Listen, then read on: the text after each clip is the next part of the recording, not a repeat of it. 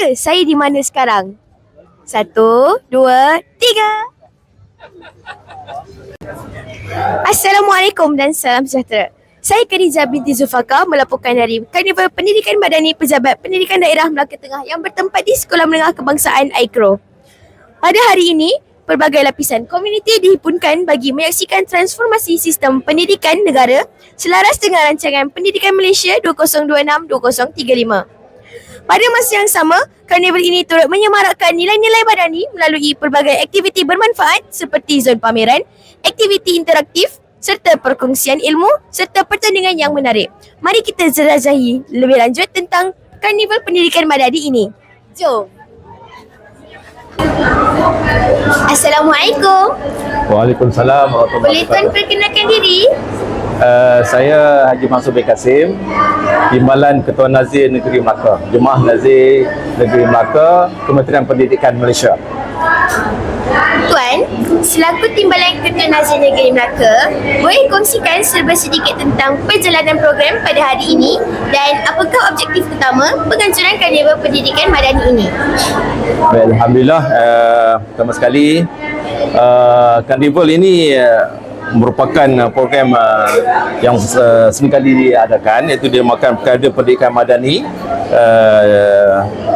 yang terdiri daripada, kalau ikut di sinilah kita ada 8 zon pameran di pelbagai peringkat di sekitar Sekolah Menengah Aikro ini. Terdapat juga aktiviti menarik yang diadakan di sini, dan objektifnya ialah untuk meningkatkan pengetahuan dan pengalaman untuk pelajar-pelajar, lebih lagi dalam konteks pendidikan madani inilah. Karnival kali ini bersandarkan kepada 4 fokus utama, iaitu Rancangan Pendidikan Malaysia 2026-2035, Pendidikan Bermutu dan Kemajuan Murid, Pendigitalan Pendidikan serta inklusiviti dan kesaksamaan. Bolehkah tuan perincikan bagaimana 4 teras tersebut diterjemahkan dalam karnival ini? Baik, karnival ini merupakan platform praktikal untuk menterjemahkan hala tuju pendidikan negara kita, di mana masyarakat kita akan berupaya untuk memperoleh gambaran awal tentang transformasi pendidikan transformasi sistem sekolah kita dan kerjaya 10 tahun akan datang, iaitu kita namakan RPM 2026-2035. Selain itu, membuktikan sistem pendidikan ini lebih moden, sama dan berjaya saing secara global melalui elemen pendidikan dalam pendidikan ini.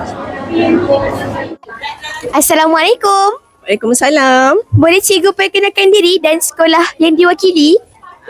Saya Cikgu Sofia. Saya daripada SMK Aikro. Pada pendapat cikgu, bagaimanakah suasana karnival pada hari ini dan sejauh manakah aktiviti di sini dapat membantu kemajuan murid-murid? Okey, pada pendapat cikgu, aktiviti yang dijalankan sangat meriah, suasananya sangat meriah. Ramai pengunjung, ramai pelajar-pelajar dari seluruh Melaka yang datang dan sangat menggalakkanlah penyertaannya. Okey, dan aktiviti-aktiviti yang dianjurkan sangat menarik, boleh mencongkil bakat-bakat murid. Pelajar boleh cuba sendiri pelbagai benda baru yang sangat menarik. Okey. Oh, wow, menariknya. Terima kasih cikgu.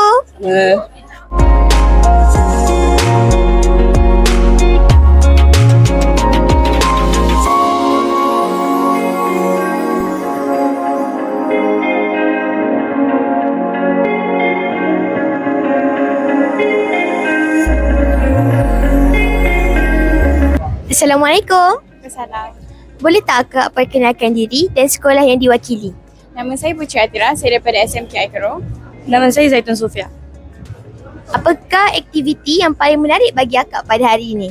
Bagi saya, aktiviti yang paling menarik ialah pameran agensi sebab saya dapat menambah lebih banyak ilmu pengetahuan.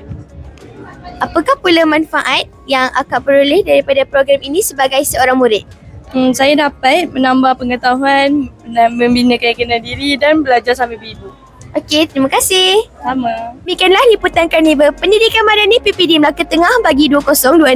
Semoga program seperti ini terus memberi manfaat kepada semua pihak dan menjadi inspirasi dalam melahirkan generasi yang berilmu, berakhlak serta berjiwa madani. Seiring dengan slogan kemerdekaan tahun ini iaitu Malaysia Madani, kesejahteraan dinikmati.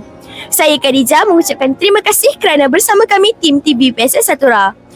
#Satura Hati Sejiwa Cerbelang. #dari lensa ke dunia digital.